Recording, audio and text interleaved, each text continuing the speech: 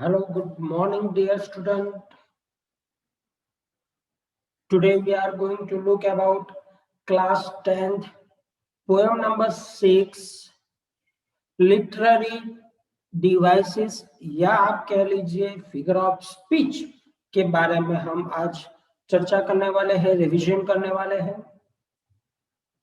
वैसे तो जब भी ये सारी की सारी पोएम चलाई गई थी तब उस टाइम पे आपके साथ लिटरेरी डिवाइसेस जो आती थी वो सभी ऑलरेडी डिस्कस की जा चुकी है। ये जो रिवीजन है ये आपको इस लिटरेरी डिवाइसेस के बारे में और ज्यादा इंफॉर्मेशन देगा और आपकी जो पोएम्स है सिलेबस में उस पोएम के हिसाब से कौन सी लाइन और उस लाइन के हिसाब से कौन सी लिटरेरी डिवाइस और फिगर ऑफ स्पीच आने वाली है उसके बारे में हम चर्चा करने वाले हैं। तो ध्यान रखिएगा और please do not forget to write. And one more thing I would like to share with you, that please keep a textbook while I am explaining these literary devices from the poem. Apart from this, you have to keep the dictionary with you so that you can get the better idea about what the words and its meaning, right? Let's talk about this. Is the poem entitled as Amanda, right? The very first two lines of the poem: don't bite your nails, Amanda, don't hunch your shoulders, Amanda. अब ये जो ये जो poet lines है poem की, ये line के अंदर आपको सबसे पहली चीज क्या दिखाई देती है सर? इसमें जो डोंट वर्ड है वो दोनों लाइन में यूज हुआ है, तो बट ऑब्वियसली ये एक रिपीटेशन ही होगी। और दूसरा क्या है, तो दूसरे में एमेंडा नाम का जो वर्ड है, ये जो नाउन है आप कह सकते हो उसको, तो ये भी रिपीट होता है। तो बट ऑब्वियसली इसमें ना ही एलिटरेशन आएगा, ना ही सिमिली आएगा, ना ही मेटाफर आएगा। इसमें जो कोई फिगर ऑफ स्पीच आ सकती है तो वो है सिर्फ yes dear student, it is only repetition. Now the third line of the poem is stop that slouching and sit up straight. ऐसे यूं लटका के बैठना बंद करो, सीधे बैठो। What could be the literary device from these line? We can say that in this in this poetic line we have alliteration. Alliteration कैसे बनती है मैं आपको बता देता हूं। एलिट्रेशन इसलिए बनेगी कि यहाँ पे जो स्टॉप, ये जो वर्ड आपको दिख रहा है कर्सर, यहाँ पे देखो स्टॉप, राइट? तो उसका एस, स्लॉन्चिंग का एस, सिट अप, सिट का एस एंड स्ट्रेट का एस। तो एस कॉन्सोनेंट साउंड वो एक से या दो से ज्यादा बार इस्तेमाल हुआ है, रिपीटेडली यूज हुआ है, ये इसलिए हमारी ये एलिट्रेशन बनेगी। इसके अलावा एंटीथेसिस भी आती है इसमें, क्योंकि यहाँ पे दो अपोजिट एक्शन, दो विरोधी क्रियाएं अपने आप में जो एक दूसरे को अपोजिट करती है, वैसी दो क्रिया यहाँ पे दी गई है, स्लॉन्चिंग एंड सिट अप स्ट्रेट। ये दोनों अपने आप में अपोजिट क्रियाएं हैं। तो याद रखिए dear student, one more time I am just going to explain you that कि जब भी कोई ऐसी पोएटिक लाइन के अंदर दो अपोजिट आइडियाज एक साथ दिए जाए, दो अपोजिट एक्शन एक साथ दी जाए, तब वे हमारी एंटीथेसिस बनती है। समझ में आया? ओके, चलो अब हम आगे की डिस्कशन करते हैं। देयर इज अ लिंग्विड एमराल्ड सी। अब इसके अंदर पर्सोनिफिकेशन आप देख सकते हो, क्योंकि सी को ये एट्रीब्यूट किया गया है किससे? लिंग्विड। लिंग्विड और सी, जब कोई ह्यूमन क्वालिटी किसी भी भौतिक चीज को दी जाती है तब वो पर्सोनिफिकेशन बनता है। मतलब किसी भी चीज को हम जब ह्यूमन क्वालिटी देने की कोशिश करते हैं तब ये हमारा पर्सोनिफिकेशन बनता है। तो हमने यहाँ पे सी को लिंग्विड बताया। लिंग्विड में वैसे ये हमारे ह्यूमन की एबिलिटी है एक क्या बोलते हैं उसको, आयाम है ह्यूमन जो इस चीज को कर सकता है, ठीक है। इसके बाद इसमें एक और चीज आप डाल सकते हो लिटरेरी डिवाइसेस के तौर पे कि मेटाफर भी बनती है। मेटाफर क्या होती है, यहाँ पे सी इज कॉल्ड एमराल्ड। अब देखो यहाँ पे indirect comparison between colour of sea and precious stone.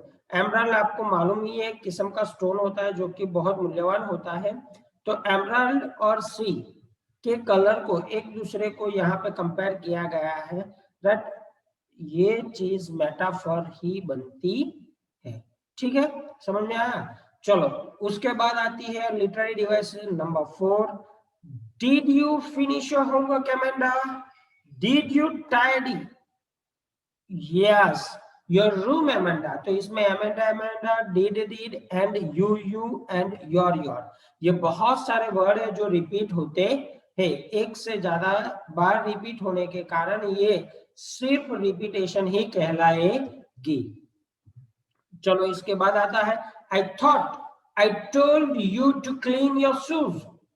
मैंने सोचा, मैंने कहा कि तुमने अपने शूज साफ यानी स्वच्छ कर लिए होंगे। तो इसमें भी आपको एलिट्रेशन दिखाई देगा। कॉन्सोनेंट साउंड यहाँ पे आता है टी, THOUGHT, थॉट, टोल्ड का टू, TO2, इसमें भी टी। मतलब 3 ऐसे वर्ड है जिसके अंदर टी का इस्तेमाल होता है। तो ये हमारा एलिट्रेशन होगा। याद रखिएगा कि कॉन्सोनेंट साउंड एक से ज्यादा बार रिपीट होता हो तो एलिट्रेशन बनती है। चलो आगे हम बढ़ते हैं इसे। I am N orphan roaming the street. अब एमेंडा को क्या लगता है कि ये टोक टोक करने से मैं एक ऑर्फन जैसा फील करने लगूं, जैसे कि जो लोग स्ट्रीट के अंदर घूमते हैं। तो इसमें आप मेटाफर इस्तेमाल कर सकते हो, indirect comparison between Amanda and orphan. वास्तव में एमेंडा की मदर फादर होते, लेकिन वो अपने आप को सोच की दृष्टि से, क्रियाओं की दृष्टि से ऑर्फन फील करती है, इसलिए इनडायरेक्ट कंपैरिजन किया गया है। दैट अपने मॉम डैड होने के बावजूद भी वे अलोन महसूस करती है। क्यों? क्योंकि उनके पेरेंट्स उसको कंटिन्यूअसली टोकते रहते हैं, ठीक है। और दूसरा इसमें आता है मेटानॉमी। सर मेटानॉमी क्या था? जो स्ट्रीट है ना वो रिप्रेजेंट करता है पूरी की पूरी सिटी के अंदर घूमने वाले ऑर्फन। समझ में आया? जो यहाँ पे एक छोटा सा वर्ड स्ट्रीट बताया गया है, स्ट्रीट मतलब पूरी सिटी के अंदर घूमने वाले जितने भी ऑर्फन है उसको पूरा का पूरा पिक्चर बता दे रहा है। तो मेटानॉमी तभी बनता है। एक छोटे से वर्ड से अगर कोई बड़ी चीज रिप्रेजेंट की गई हो तब वे मेटानॉमी बनती है। I hope dear student this will help you to crack the literary devices, and please do not forget to write again and again. I am in my videos, I am telling, don't just ask me at the time of writing के sir हमें क्या लिखना है, ठीक है। चलो आगे बढ़ते हैं। I pattern the soft dust with my hushed bare feet। अब इसके अंदर आप ट्रांसफर्ड एपिथेट देख सकते हो, क्योंकि इसमें जो एडजेक्टिव यूज किया गया है hushed is a transferred from the person. जो ऑर्फन होता है, ऑर्फन व्यक्ति कौन था यहाँ पे? एमेंडा को बताया गया, उस पे से ये ट्रांसफर किया गया है टू हर फीट। कहाँ पे ट्रांसफर किया गया है? उसके लेग पे, ठीक है ना, खुले पांव, बैर फीट, खुले पांव, नंगे पांव। अब ऑर्फन ही नंगे पांव होते हैं, एमेंडा नहीं है, लेकिन फिर भी वो अपने आप को ऐसा महसूस करवाती है। तो इसमें आप ट्रांसफर एपिथेट का इस्तेमाल कर सकते हो। इसके बाद आता है the silence is golden, the freedom is sweet. तो इसके अंदर आप क्या कर सकते हो? मेटाफर, इनडायरेक्ट कंपैरिजन है साइलेंट एंड गोल्ड का, ठीक है। और दूसरा यहाँ पे आप इनडायरेक्ट कंपैरिजन का आपने देख सकते हो फ्रीडम एंड एनीथिंग स्वीट। ये दोनों चीज है, लवली जो फ्लेवर होती है ऑफ अ स्वीटनेस, उसके साथ यहाँ पे कंपैरिजन की गई है। तो आप इसमें दोनों जो लिटरेरी डिवाइस दोनों में से कोई भी ऑप्शन आपको दिया गया हो, तो मेटाफर दिया गया है तो आप वो इस्तेमाल कर सकते हो, यही आपका करेक्ट आंसर होगा, ठीक है। इसमें जो 9th वाली लाइन बताई गई है वो है will you please look will you please look at me when I am speaking to you? उसकी मदर एमेंडा को बोल रही है कि क्या आप मेरी ओर देखोगी जब मैं आपसे बात करता हूँ? तो देखो यहाँ पे इंटरोगेशन है ना, जब क्वेश्चन पूछा जाता है लेकिन आंसर नहीं मिलता है या आंसर की जरूरत नहीं होती है। ऐसे बहुत सारे क्वेश्चन के प्रकार होते हैं जिसमें ये एक प्रकार है कि ऐसे क्वेश्चंस जिनके आंसर की जरूरत नहीं होती है लेकिन फिर भी पूछे जाते हैं। तो यहाँ पे will you please look at me, I am speaking to you, क्या तुम मेरी ओर देखोगे, मैं तुमसे बात कर रही हूँ। अब इसमें सामने से कोई आंसर की जरूरत ही नहीं है, तो यहाँ पे आप लिटरेरी डिवाइसेस में इंटरोगेशन का इस्तेमाल कर सकते हो। इसके अलावा यू वर्ड जो है वो रिपीट होता है, सेकेंड वर्ड और the last word of the statement अगर आप देखोगे आपको मालूम पड़ेगा, दो बार यूज हुआ है तो रिपीटेशन भी इसमें आएगा। I am Rapunzel, I am Rapunzel, I have not cut. इसमें आप जो लिटरेरी डिवाइस है ये, this is the homework that you have to write yourself, right? I hope dear student you have understood these all the literary devices that I have explained, and please do not forget to write it away, and do not forget to give me the answer of 10th figure of speech, the last one that I have gave you on the basis of the above explanation of the rest of the yes verses of a poem.